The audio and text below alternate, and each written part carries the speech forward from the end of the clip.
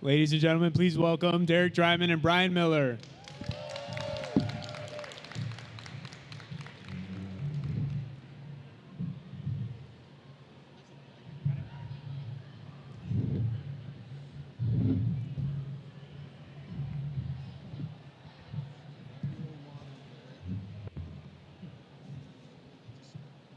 You're going to give a little intro?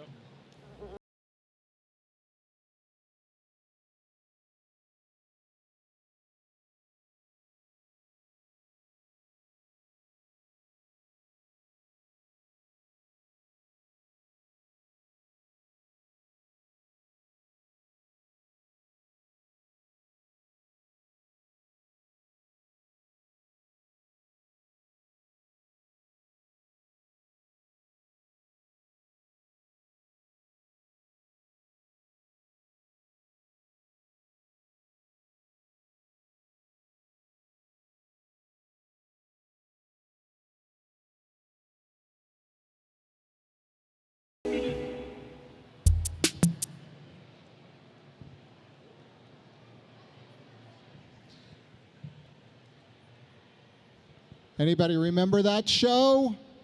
All right. You feeling nostalgic? All right, all right. Well, we are here to talk about Rocko's modern life and how Rocko really led to what became SpongeBob, which I'm sure you've all heard of that show. There's no question, right? One of the biggest shows truly in animation television history, without a doubt. And on that note, the man to my left, Drymon, was there from the beginning. He was there from the very early stages of SpongeBob, even in the development stages of SpongeBob.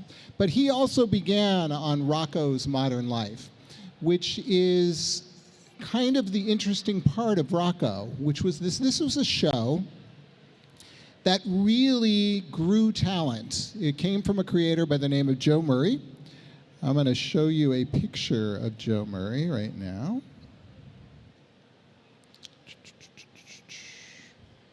I don't know if you can see that. Is it up on that screen? This is Joe Murray. So Joe Murray was the creator of Rocko's Modern Life. And this came about around 1992 is when he was first, really probably started production around 1992. And it was at a time, and I'm going to ask Derek about this early 90s were a very interesting time for television, being the cable networks were just starting to come up, and for animation in particular, because it was a huge boom in animation at that time. Derek, you joined Nickelodeon around 94?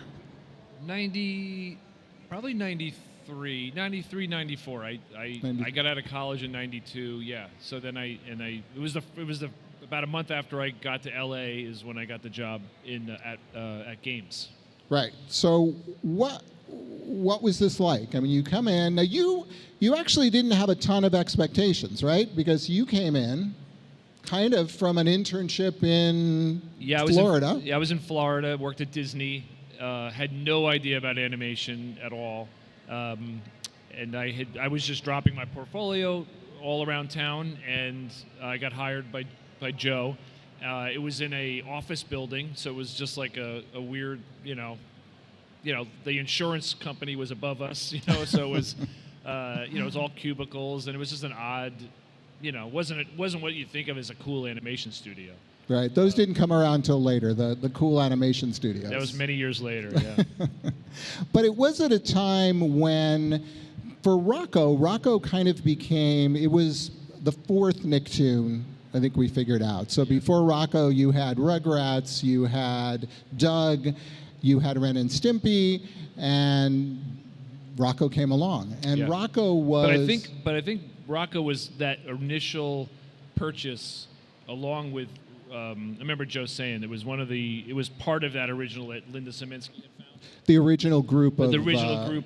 And I think it was before Rugrats. I think Rugrats came a little bit later. I think it was, and again, who knows if I'm right, but I think it was Doug, Rocko? Rocko and Ren and Stimpy. I think those were the first three. Then Ren and Stimpy. And then Rugrats came just a little bit later. Oh, yeah. Just, I mean, a little tiny So bit. those four, and what was interesting, I think, also about Rocko was that Rocko was the first series produced by Nickelodeon, originally produced by Nickelodeon. So the other series, right. Games Animation. Games Animation. So the other series were produced by outside studios. Yep. John Cristofalusi had his own studio.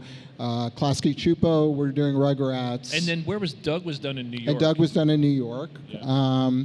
So really, they set up this arm of Nickelodeon called Games Animation, which was its own studio. And it was the beginning of Nickelodeon Animation Studios. So that was kind of the very early days of Nickelodeon Animation. But, as you were saying, long around 1993, this guy comes into the picture. Derek Drymon gets hired, and you are how old at this point? I was probably 24. Yeah, 24. And I had moved out to LA. I had done an internship at Disney in Florida, and I met some people from CalArts. And they said, if you want to do animation, you should move to LA because, like, The Simpsons was happening, and they said you could make like $800 a week or something to go if you did storyboards. That was all the money I'd ever imagined, So I moved out. I had another friend that was doing live action out here, and so I just moved out with no job, and just started dropping my portfolio at different studios. At the time, this one magazine would list once a year all the studios in town. Alphabetically, they tell you when the drop-off date was, and so I would, you would drop it off on a Wednesday, and this is long before the internet, so you had to drop off a paper, paper drawings, drop it off on Wednesday, pick it up on Friday, and every week, you would do, if you had 2 books, you would drop off 2 studios a week and go alphabetically until I finally got to G. And for Games Animation. Games Animation, and I think that might have even been my first interview. Even they brought me back in, and met Joe, and he hired me. He said, "I'm hiring you because of this one drawing," and it was like this one little sketch I had done of a superhero wearing a dinosaur outfit. It was just a dumb drawing, but he said, "I like the line quality of this," and so he hired me as a cleanup artist. Right. So that's how I started. So this is the interesting thing about Joe Murray, that he had an incredible eye for talent. And on Rocko, there was an incredible team that ended up actually moving on to SpongeBob. And even beyond SpongeBob, right? And even beyond SpongeBob. Right. Some of them, and some of them didn't necessarily make it to SpongeBob, and some of them you wouldn't even have. For example, Dan Povenmire from Phineas and Ferb. Swampy, who Swampy went Marsh. on to do Phineas and Ferb. Yep. You had Mitch Schauer, who went on to do Angry Beavers. And then Conrad Vernon was there early on, and Conrad went on to direct all the Shrek movies. Right. Conrad went to DreamWorks and ended up doing Shrek movies. So Joe, this was all because Joe had this incredible eye for what he knew was going to be emerging talent, not the least of which was this guy, Steve Hillenburg. So Steve Hillenburg was also hired by Joe. Yeah, Steve had a film, a college film called Wormholes. I don't know if anybody knows what that is, but it was a very experimental, sketchy, not a comedy, not anything like a mainstream character-based show. It was really kind of based on these weird math concepts that he was interested in. And it was just You can see it on YouTube. Look up Wormholes by Steve Hillenburg. It's a pretty wild short. It's a very weird, kind of surreal thing. And so Joe saw that, and he thought, oh, this guy can be one of my directors on SpongeBob. So no one, including Steve, understood why Joe thought that or how. And that was at the very beginning. And basically, he was one of the first directors One of the first hires that Joe made. He takes This was, and the film was done for Cal Arts. This was his student film. His third-year student film. Third year student, and Joe Murray hires him right out of Cal Arts. And He was at like a film festival. out of the Ottawa Film Festival. He hires him right out of Cal Arts. And now you've got Steve on the show. Yeah, and you know, so when I came in, I was a cleanup artist, and you know, and I was doing revision, storyboard revision, and so I knew all the directors, and kind of got a sensibility of all of. And Steve was not really flashy. He wasn't the big personality. There was a couple other guys that were the bigger personality, but everybody had a huge amount of respect for his shows, and they were always very funny. So when Joe moved on and he stepped back in the fourth season, he promoted Steve to be the showrunner. I think he called him the creative director at the time, and on one hand, it was a little bit of a surprise because Steve was not the big personality, but on the other hand, everybody knew how good he was, so it was, you know, I think everybody obviously got behind it. Right. So at that time, did you have any idea that this was something different? I mean, you were coming into it not really knowing what to expect, but did you know you were surrounded by an incredibly talented group of people? Like, could you feel that with that group? You know, it was my first job, so I didn't really have anything to base it on necessarily. I had come from Disney, and Disney was, you know, you had some of the best artists in the world at Disney, but it was a little more conservative. And so this was a fun group of people and a really eclectic group of people that, you know, they didn't even all get along or all talk. There was a lot of, you know, kind of competition between each directing team. So it was, but which could be a sign of why, I mean, these are such talented people. They're all competing with each other. Everyone's trying to outdo each other, so I'm sure that contributed to it. So it was definitely a fun, I was too young to understand how special it was, but I enjoyed it. I mean, I had a really, really good time, and it was, every day at work was fun, and a lot of goofing around and making funny cartoons. Right. When, at that time, in those days of Rocko while you were there, does Steve mention anything about wanting to develop his own show, or what's happening at that point? Not to me. I heard this story retroactively. He had done this comic book called Tide. I think it was called the Intertidal Zone. So he had made this comic, which you guys may know this story. He made this comic when he was working at the Marine Institute in Dana Point, and he was showing it to one of the writers, this guy Martin Olson, who was one of the funny writers on Rocko. And Martin said, "Oh, this has got to be your show. You got to make a show. This is your show." Which Martin said that to everybody about anything they ever did. You know, he was a big, you know, he always wanted people to be creative, right? But Steve listened to him, and so he designed this. I think what Martin was saying is like the idea of being underwater and all these characters. That was where your show was, and of course Steve had this lifelong fascination with fish and the underwater world.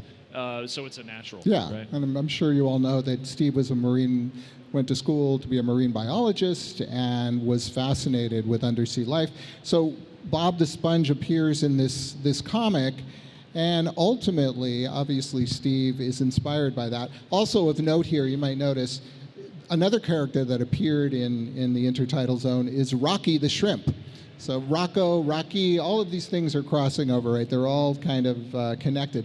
Also, the reason I had this slide up is you'll notice this is one of the early designs of Rocko where he's yellow. And they ended up not wanting Joe to make him yellow because The Simpsons was a big show at that time, and all the characters were yellow, and they were like, "Yeah, we can't have another yellow character." Meanwhile, Steve comes along, and needless to say, the character he comes up with is a yellow sponge, as we know. So. Yellow was the magic color at that time, I guess so, yeah. in animation. I guess so. So Joe leaves the show, as you said. Joe leaves the show. You guys kind of wrap it up. And Steve now doesn't move on to another series, or does he move on to another series at this point? Steve had, so usually when a show ends, the guy running the show goes into post. And so it's editing and sound effects and mixing, and so your day lightens up like crazy. You have a lot of free time, and so he would start. He was his brain was starting to work on SpongeBob during that time. He had a little and then when the show ended, instead of getting another job, he saved his money. He was single at the time, saved all his money, and he gave himself about 8 months of a cushion so that he could develop what would become SpongeBob. At the time, it was called SpongeBoy. Right. Yes, at the time it was called SpongeBoy, which is here. This was the early development drawing for SpongeBob, which was called SpongeBoy. And they couldn't clear that name, and ultimately came up with SpongeBob because SpongeBoy couldn't be cleared. It's so he gets the show picked up. I mean, it didn't happen that easy, but he spends a lot of time developing, does the pilot, gets the show picked up, and then brings along a huge group from Rocko. Yes, he brought a lot of stuff over from Rocko. So talk about that, because it's not only the group, but there's the way he's managing the production, the way he's thinking about the process. You can even go back to the format, right, where you have a main character who lives in a cartoony town.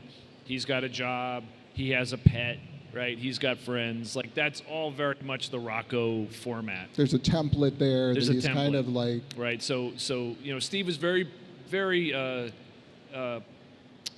He talked about that a lot. Like, he would look for the templates of things. Like, SpongeBob as a template is very similar to, say, Jerry Lewis or Steve Martin. And he would say, well, let's not reinvent the wheel.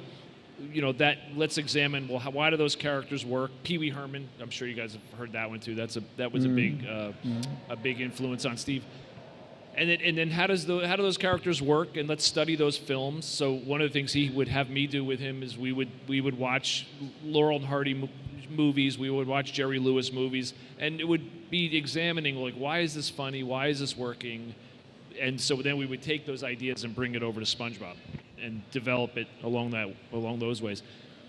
He also looked at the template of how Rocko was created. We would have teams of 2 storyboard artists, and there were 4 teams of 2, and we would work from an outline, and we would have 4 weeks to sketch out an idea and then and finish it up, and then they would ship it. So the general footprint of SpongeBob was inspired by what we learned on Rocko. By Rocko, right? And then he brought the leadership that became the leadership of SpongeBob were people from SpongeBob. So he brought me. I was his creative director. Nick Jennings was our production designer. He came from Rocko. Alan Smart was one of our timing directors. He became animation supervisor. Right, I think that was, and then of course Tom Kenny, who was the voice of Heifer. He became the voice of SpongeBob. Critical. And by the way, another sort of Doug unknown Lawrence, at the time was for Joe. So Joe, even the way Joe was choosing voice talent for Rocko, was unique. Joe saw Tom Kenny performing at a club. And so he had him come in to audition, and I think that was Tom's break. First break. And I mean, talk about an eye for talent, right? Yeah, I mean, Joe really knew how to spot talent. Yeah. But then Tom became also critical to Steve in the evolution of the character.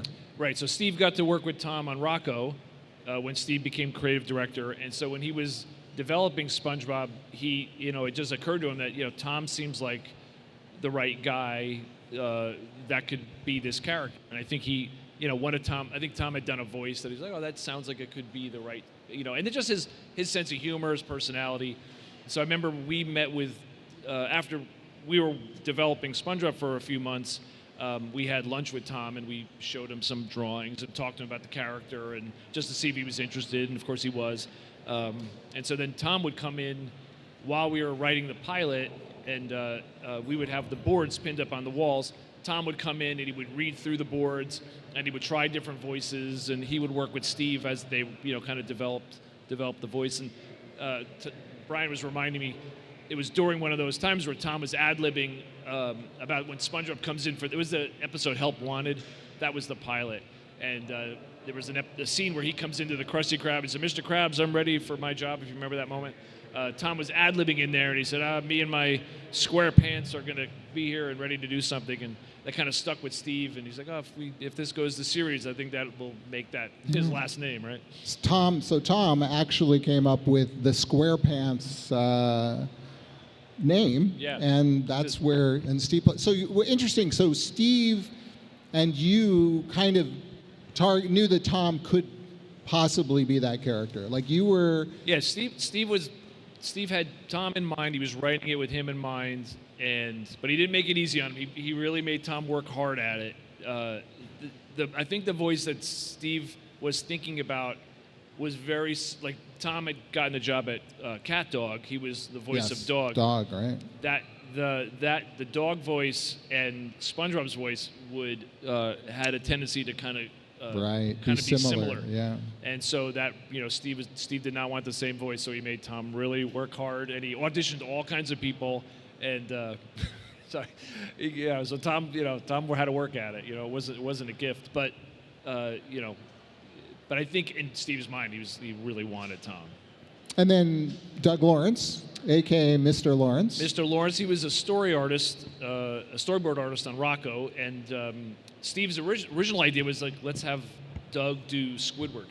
He thought maybe he would be good for Squidward, so he came in and he auditioned for Squidward, and he just didn't come anywhere near what Steve was thinking. And again, the boards were all up in our office, and he started reading all the dialogue, all the SpongeBob dialogue, all the character dialogue, as he would do an impression of Tony the Tiger, if you remember Tony the Tiger from Great.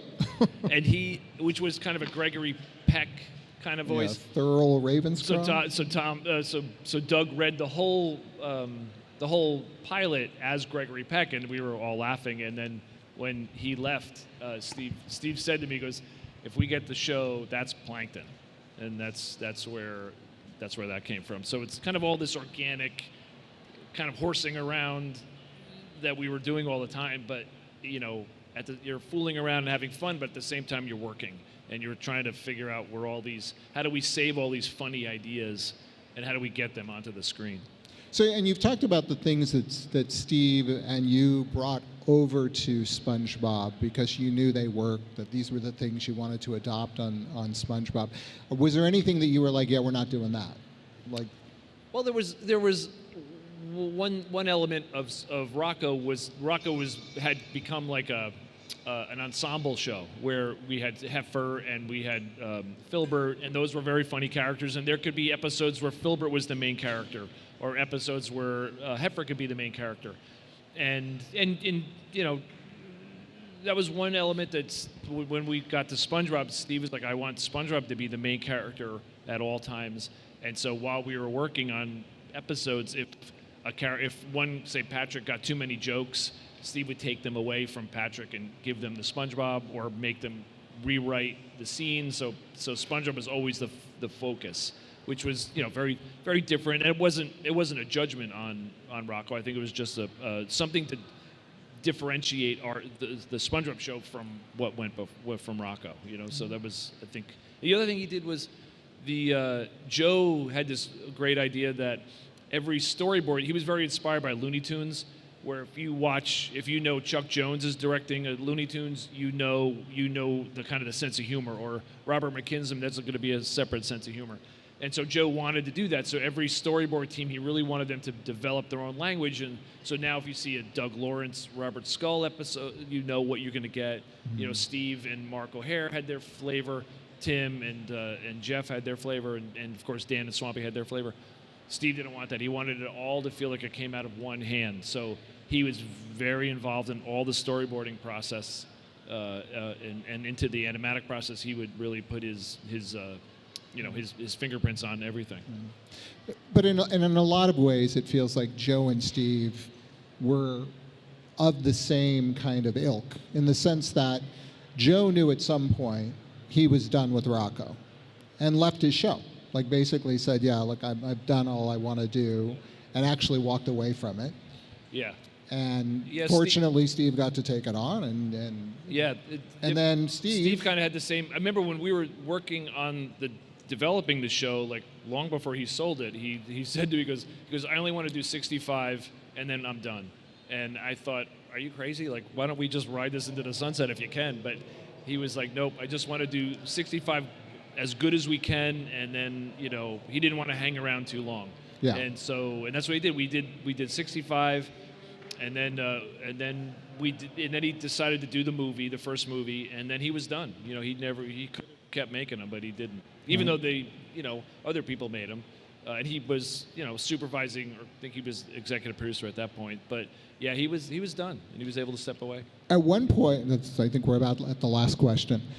At what point did the two of you realize, like, oh, this is bigger than us? Like, it was after we finished the third season, and it was that summer before the movie, right? So there's that window where we were done producing it, and we were moving it to the movie. I was in New Jersey on a family vacation. I went out onto the boardwalk, and all the toys, like at the boardwalk, all the things you could win, were all SpongeBob, like as far as the eye could see. And I was like, I said, oh, but now it's probably unlicensed. Probably, yeah. But it was made. Which that is was when you really know that you've broken through. Like, well, actually, this is something different. Yeah. Well, thank you so much. But we will close on one final thing, though. First of all, thank you, Derek. Thank you for SpongeBob. Thank you. Thank you for Rocko, and we all. Hello. I'm worried about this. What is this that you're surprised? Oh, it's no surprise. This is far from a surprise. Here we go, kids.